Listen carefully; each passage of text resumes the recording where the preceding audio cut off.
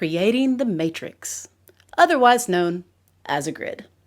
All right, so first, either you want to draw from a photo or draw from your imagination, but go ahead and fill the page within the border with your image. You want to draw large and you want to keep it simple, so just outlines.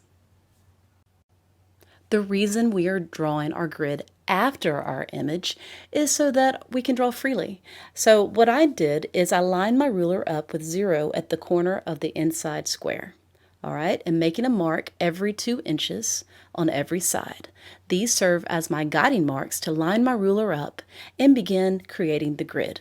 So line the ruler up with each mark, pair of marks up and down each side, and draw a straight line. You'll do this for each side of your image. I am drawing completely across my paper so that the outside border is also divided up. It is completely fine if you'd like to draw the grid first. When you're done, you'll have an image divided into squares and your borders will be divided into smaller rectangles.